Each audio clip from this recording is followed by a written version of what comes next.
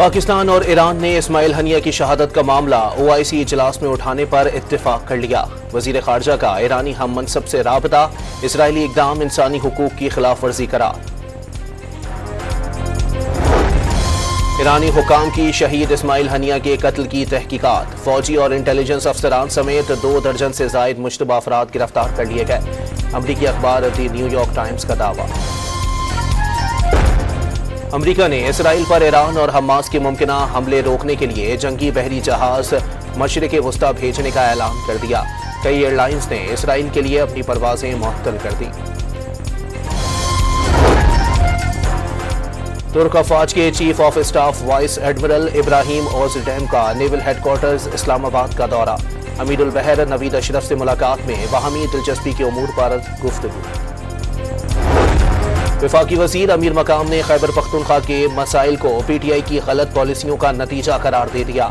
दावा किया लीगी क़यादत ने सियासत कुर्बान करके रियासत बचा ली। अवामी मुतालिबात की मंजूरी तक धरना खत्म नहीं होगा, अब हुकूक लेकर ही उठेंगे। अमीर जमात इस्लामी हाफिज नईमुल रहमान का ऐलान, आज कराची में भी धरना दिया जाएगा। गवर्नर सिंध ने जमात इस्लामी के मुतालिबात को बिल्कुल दुरुस्त करार दे दिया। पेशकश की कि वो जमात इस्लामी के साथ धरने में बैठने के लिए तैयार हैं।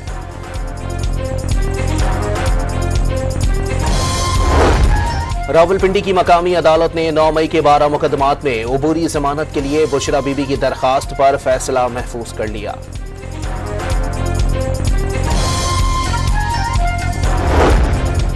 फैसलाबाद में मुबैना पुलिस मुकाबले के दौरान 3 डाकू मारे गए, 2 फरार, तीनों डाकू अपने ही साथियों की फायरिंग से मारे गए, पुलिस का दावा।